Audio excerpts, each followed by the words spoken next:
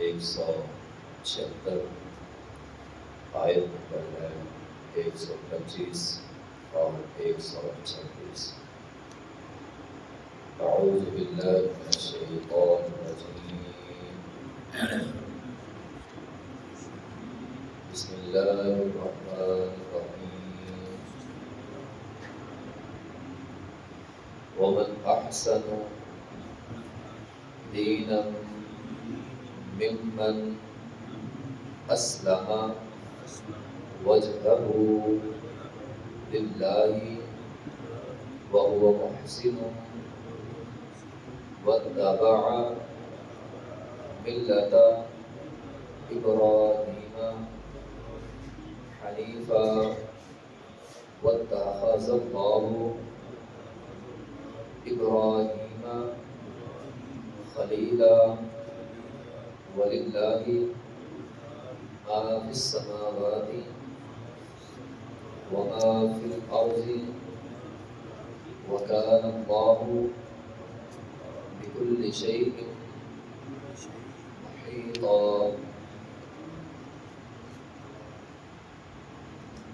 ومن احسن، اور کون ہے زیادہ اچھا، دینا بالحاظ دین کے اعتبار سے کون اچھا ہے، کون اچھا ہو سکتا ہے، ممن اس شخص سے اسلم جس نے متوجہ کیا وجہہ اپنا چہرہ للہ اللہ کی، جو شخص اپنا چہرہ اللہ کی طرف متوجہ کرتا ہے اس سے بڑھ کر کس کا دین اچھا ہو سکتا ہے۔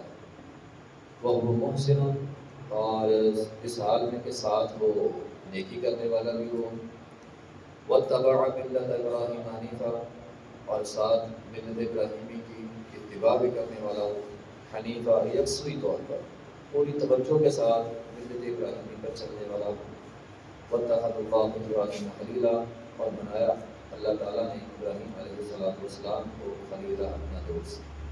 وَلِلَّهِ مَا فِي السَّمَاوَاتِ وَمَا فِي الْأَرْضِ، اللہ ہی کے لیے ہے جو کچھ آسمانوں میں ہے جو کچھ زمین میں ہے، وَكَانَ اللَّهُ، اور ہے اللہ تعالیٰ بِكُلِّ شَيْءٍ مُحِيطًا، ہر چیز کو گھیرے میں رکھنے والا۔ وَمَنْ أَحْسَنُ دِينًا مِمَّنْ أَسْلَمَ وَجْهَهُ لِلَّهِ، بات ہو رہی تھی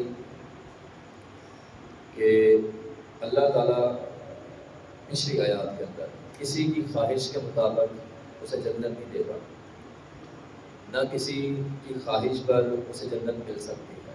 جنت ملے گی اللہ کی رحمت پر، اور اللہ کی رحمت ہوگی ان لوگوں پر جو نیک اعمال کرتے ہیں۔ اب نیک عمل کسے کہتے ہیں، اس آیت کے اندر اس کی وضاحت ہے۔ ومن احسن دینا ممن اسلم وجهه للہ، اس آیت کے اندر اعمال کی قبولیت کی 3 شرطیں بیان ہوئی۔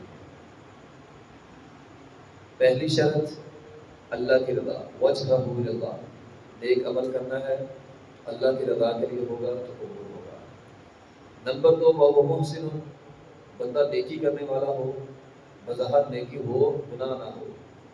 نمبر 3، واتبع ملت ابراہیم حنیفا، ملت ابراہیمی پر چلنے والا۔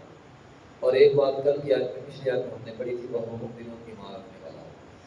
گویا نیک اعمال کی قبولیت کی 4 شرطیں ہیں۔ پہلی، ایمان، بندے کے اندر اگر ایمان ہی نہ ہے جتنا مرضی نیک بن جائے۔ وہ نبی صلی اللہ علیہ وسلم کے زمانے میں ایک بندہ ہوتا تھا ابن جدعان، وہ جب حج کا موسم آتا تھا بڑی لوگوں کی خدمت کرتا تھا، لوگوں کو پانی پلانا، کھانا کھلانا، ان کا بندوبست کرنا، سارے کام ہوتا تھا۔ اس کی وہ نیکی لوگوں کے اندر بڑی مشہور تھی کہ حج کا موسم ہے اور ابن جدعان لوگوں کی خدمت میں سب سے آگے ہے۔ فوت ہو گیا، امی جی اسلام سے پہلے کی بات ہے یہ، امی جی عائشہ رضی اللہ تعالیٰ فرماتی ہیں اللہ کے رسول ابن جدعان کا کیا بنے گا، وہ تو بڑا اچھا بندہ تھا، لوگوں کے ہاں اس کی اچھائی مشہور تھی۔ نبی صلی اللہ علیہ وسلم نے فرمایا وہ جہنم میں جائے گا۔ ایک بندہ بظاہر نہیں، فرمایا اس کے اندر ایمان نہیں تھا۔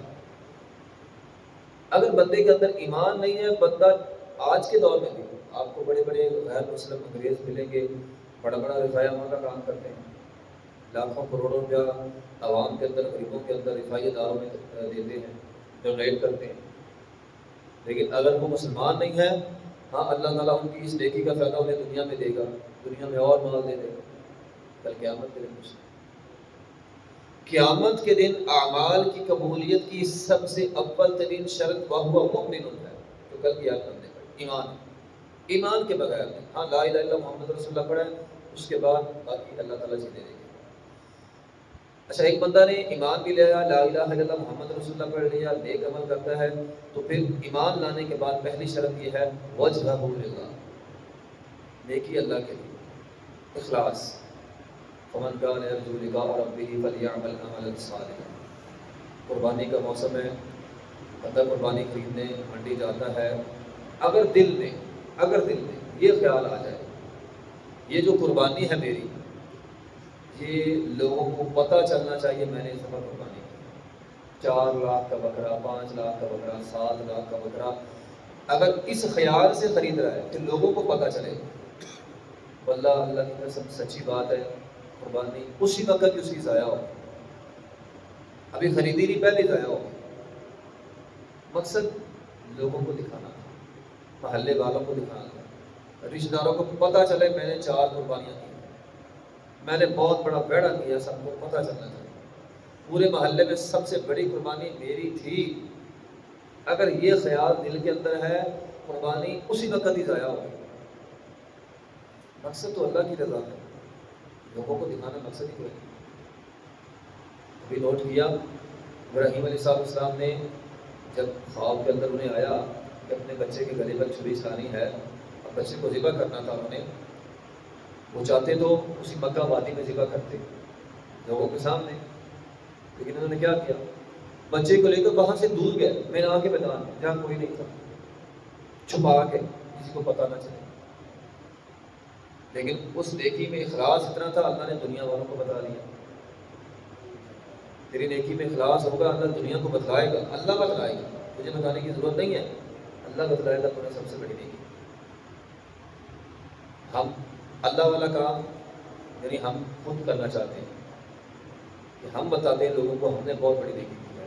اگر تیری نیکی کے اندر یہ بات ہے تو یہ ریاکاری ہے، اس سے نیکی ضائع ہو جاتی ہے، شروع میں ہی تُو نے ضائع کر دی، تیرا 4-5 لاکھ ہی ضائع کی۔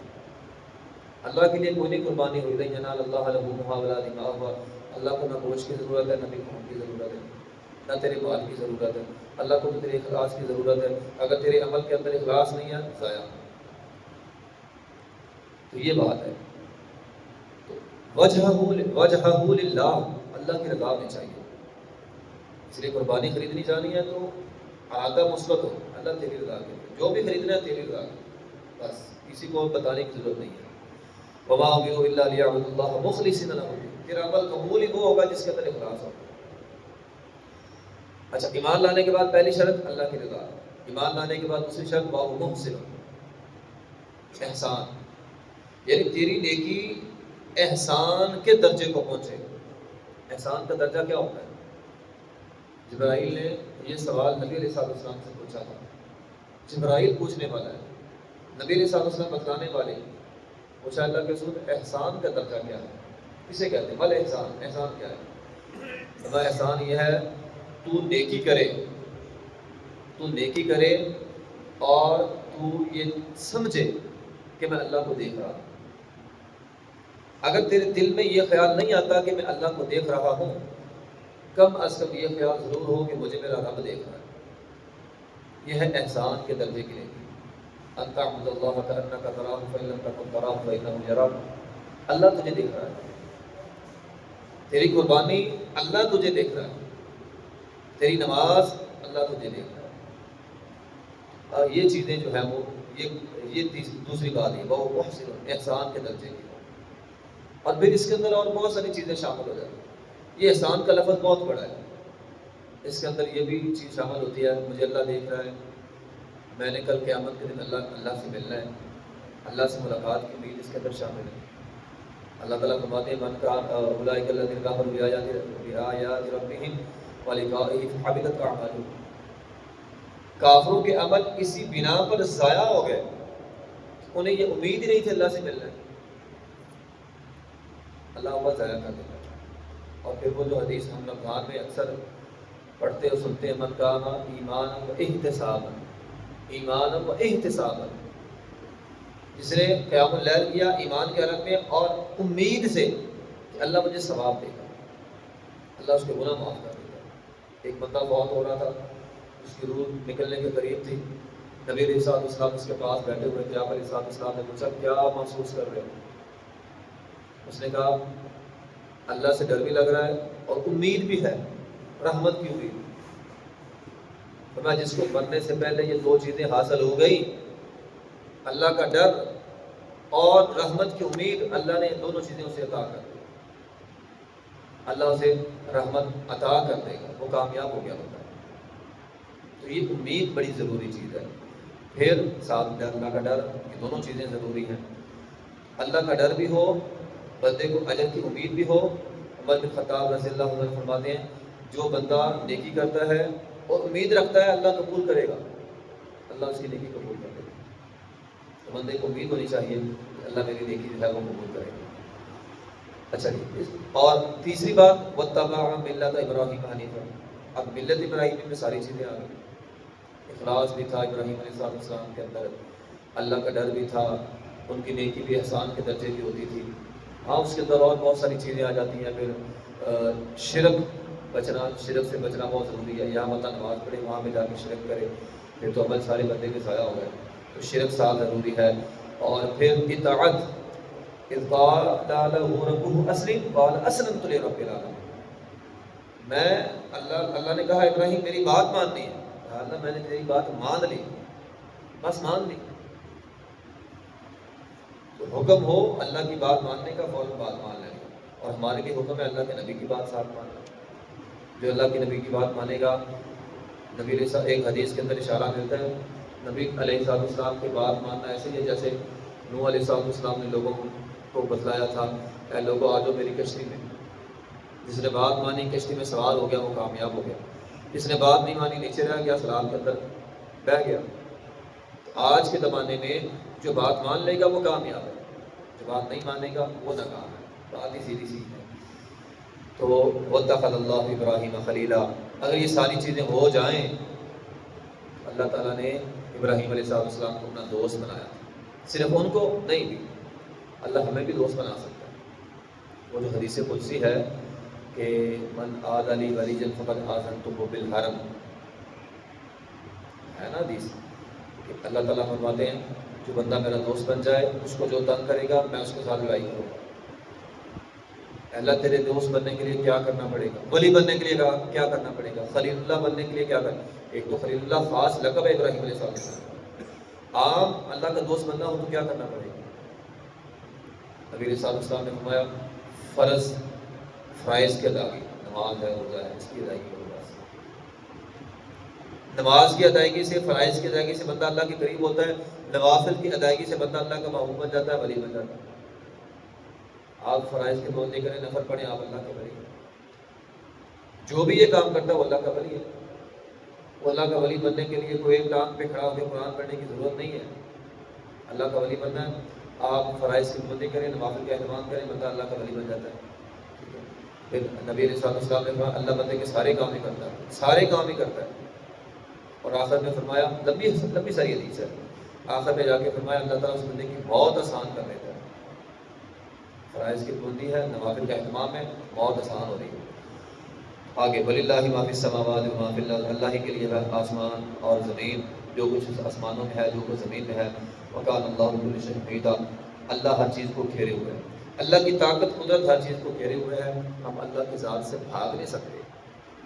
جو اللہ کا قانون ہے وہ قانون لاگو ہوگا، جنت میں وہی جائے گا جس کا عمل ہے، جس کے اندر ایمان ہے اور عمل ہے، اور عمل اس کا اللہ کی رضا کے لیے ہے، احسان کے درجے پر ہے، اور ملت ابراہیمی پر ہے، شرک سے پاک ہے، توحید پر مبنی ہے۔ اللہ تعالیٰ ایسے بندے کو جنت انشاءاللہ ضرور دے گا۔ آخر دعوانا